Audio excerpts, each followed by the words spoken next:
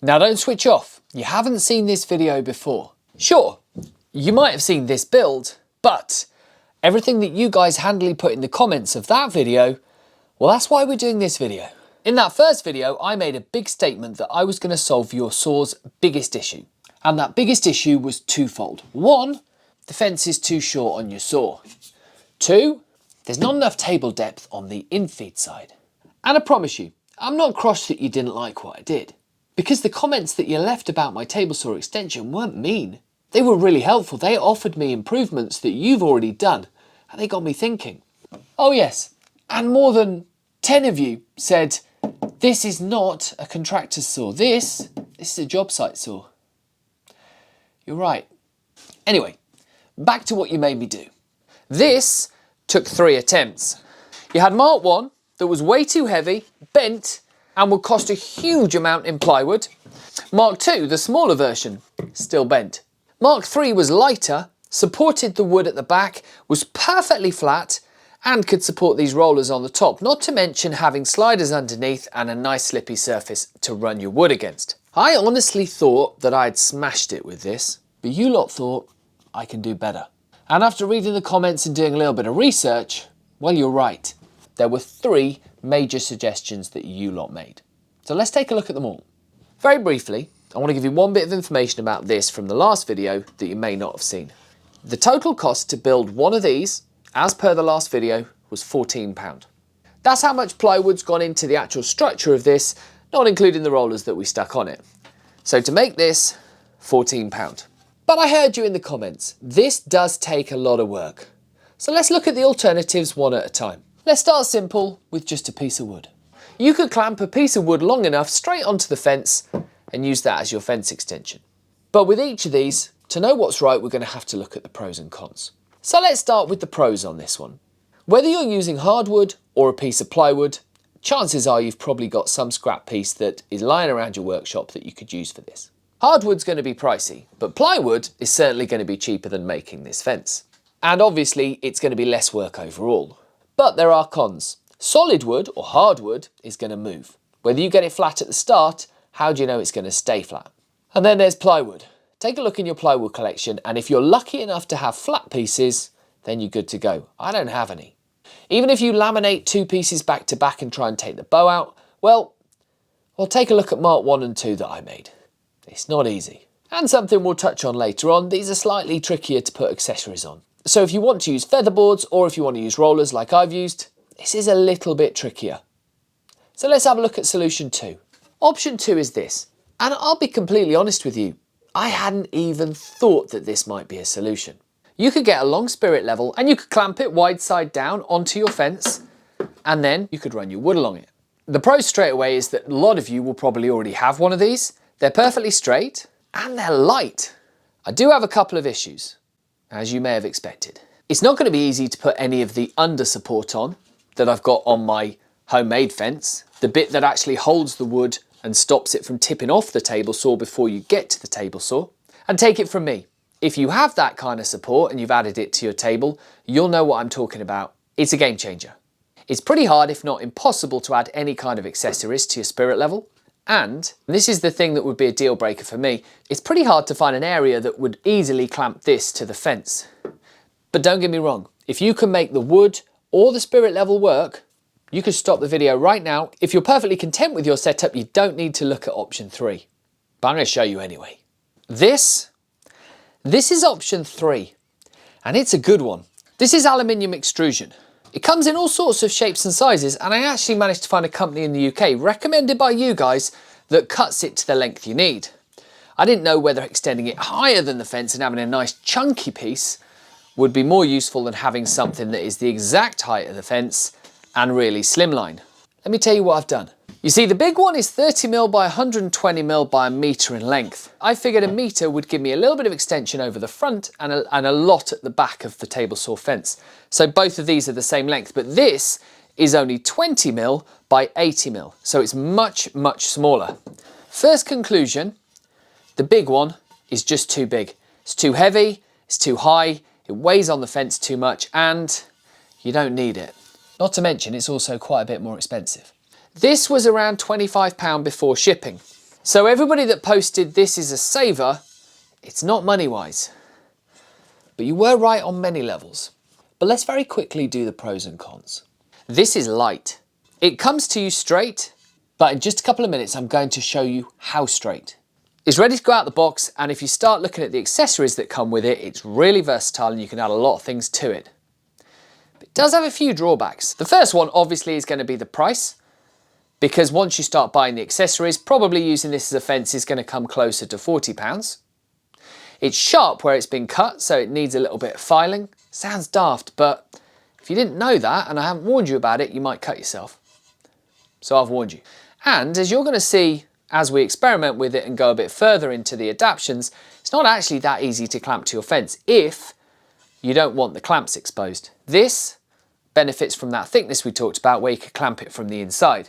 This, unless you're actually going to screw through your fence and clamp it into one of the tracks, is really quite difficult to clamp, but I did come up with a solution. And before you ask, yes, it's over-engineered. Hugely. So let's start with it in its absolute simplest form. Take your aluminium extrusion and just clamp it to the face. It's perfectly strong, it moves with the fence, and it supports you for a much greater distance along the side of the blade. So this fix will cost you the best part of £25, and it'll do a perfectly good job. But you have to look at what's missing. So first of all, you've got zero support up and down at the back here. So if you're putting a larger piece of ply through, you're still running the risk of it flopping before it even gets to the table saw. Let's make that the first fix on this fence. But before we do that, I want to show you how straight it actually is. So I've got my gauge back out and I've got it touching the fence. I've set it as close as I can to zero, and as the scale shows there, each millimetre or so on the gauge is 0.01 millimetres of movement. Now, the original fence extension along its span was approximately 0.3 of a millimetre out of straight from one end to the other. You can see that from the movement on the pin. This, well, I'm interested to see what this one does. From front to back, 0.1 of a millimetre of variance. That's better than any accuracy I'm going to need, but it's good to know. So let's fix the support issue at the back now. This is where one of the biggest features, benefits if you like, of this extrusion comes in. It's the accessories, and I didn't need to spend a lot on many to get this to work. You can buy bolts similar to the ones you slide in T-Track that are designed to slide in the extrusion itself. You could get some of these threaded star knobs to go into these specialised nuts, if you like, that will slide along the extrusion. And these are what made this possible. This is just the offcut from the Mark III extension, where I lightened it. This is the second half. All you need to do is make holes level with the channel that you want them to run in, and then cut your bolts to the right length so they don't foul inside the aluminium itself. Then gently slide your support piece on, tightening them up equally so one doesn't pull the other out of alignment, and there you have it. And you can attach anything on in this way. You'll notice on this that I've used bolts because, to be honest, the star knobs are more expensive, and I'm going to save them for things that I'm actually going to take off between uses or swap out. And trust me, I've got a really good one of those to show you coming up. And now you've got support for your piece, not only along the length of your fence, but also before it even gets to the table. And if this is as far as you go, this will work for about 85% of everything you're going to do. And it's going to work well. And it's going to be light and cheap. These specialist nuts came in at about £4 for 10, and a couple of bolts that I've cut down. So still, you're less than £30 here. But it wouldn't be one of my videos if I didn't try and take it a few steps further. So we're back over at the table saw here to address the next two big issues with this table saw extension fence. Firstly, the clamps. This issue comes in two parts. The first one being that they hang over the front of the fence itself, which is fine for 80% of the cuts you're going to do because they're going to sit below it. But as soon as you've got a board going through that's higher than an inch, these are going to get in the way. And potentially a bigger problem is that these F-style clamps stick out the back. You're going to walk into them, rip your clothes, and probably damage the fence if you're not careful. And the other issue is due to the width of the aluminium itself, it's really hard to get anything on it to push the wood down like a featherboard. But we're going to come back to that last issue later. Let's sort the clamps out first. And I warn you, this is not an elegant solution, but in fixing the clamp issue, I think I fixed the other issue that needs to be overcome, and that is holding the work down. Let me show you what I came up with. Don't laugh, you'll probably come up with something better, but it's just a way of showing you that if you keep trying, something's gonna work. So the first thing I need to do is to make a removable piece that widens the top, because then I can start working on clamping it to the back of the fence itself. So, piece of plywood, and it's approximately double the thickness of the top section here. Because we want it removable, I've just used 2 sets of these square nuts that slide in through the extrusion, and then I've put some star knobs on the top. I've cut them to length so they don't stick out far enough that they're actually going to dig into the bottom itself. They will tighten and they will snug up the nut up against the extrusion and hold everything nice and flat. Line the nut up and then slide them in one at a time.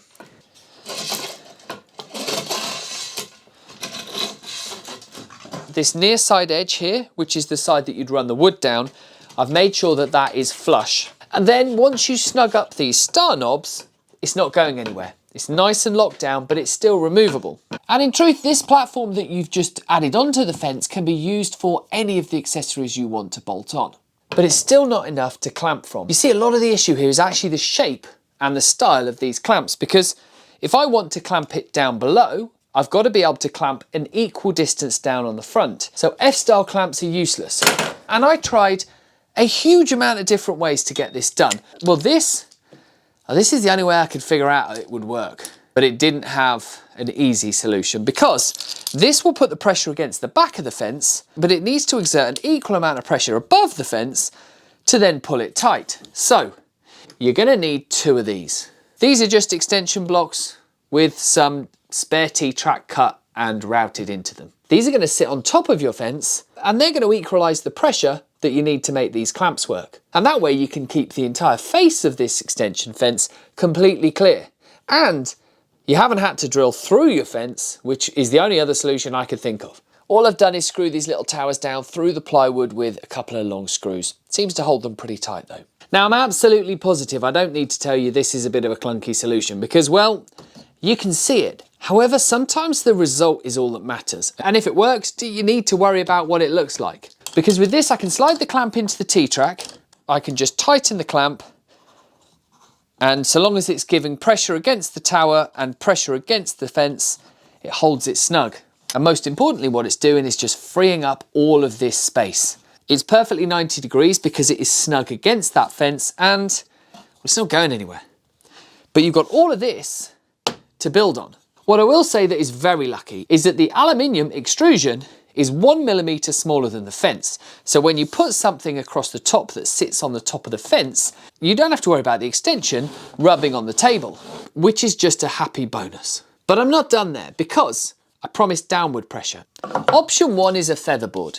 And these bow featherboards are really good because they're made to sit inside the track on your table saw or on a fence itself. But if you are going to use them, just screw another block of wood in, route out the groove, sit the fence on that piece of wood and then lower it down to the height you need. And that's a really good solution. But you saw in the last video that I got gifted these rollers and I love them so far. So I'm going to stick with them and I'm going to attach those directly to this. So if you bought those rollers on the back of that last video, link in the description, don't worry, adapting the fence doesn't change anything. You can still use them just as well. Let me show you. So fortunately for me, the track these rollers actually slide on comes with not only bolts, but it comes with screws as well.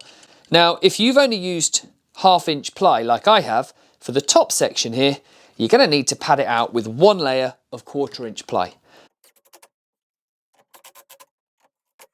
The only issue is you have to put the runners in before you lock it down. Bear with.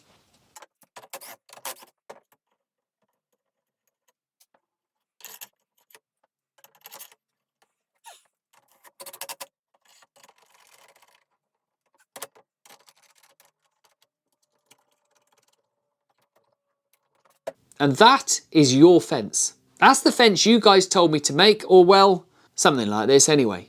Pretty sure. Comment down below if you've got a better way of clamping this, because this, it's okay. But if I could ever find a way of getting rid of these off the top, means I can spread the rollers a bit further apart, and that just makes them more effective. And so, if you're one of the amazing people that watched this video and commented on this fence extension, whether you loved it, whether you tried to help improve it, or whether you just panned it, thank you. because this led to this. And although both do an absolutely perfect job for everything I need them for, I think this one is a little bit lighter, it's a little bit cleaner, and it's a lot more versatile. And there you have it. Now I've got 2 fence extensions and only 1 table saw. But as usual, I've had a lot of fun experimenting. And so thank you to every single person who commented on the last video. And thank you in advance for everybody who's going to comment on this one with all their handy hints. As always, everything you've seen in this video is linked down in the description. And if you've got value out of it, please like and subscribe. That way I can show you the next video. I'll pop a couple up there just in case you want to carry on watching. And if you do, I'll see you over there. Thanks a lot.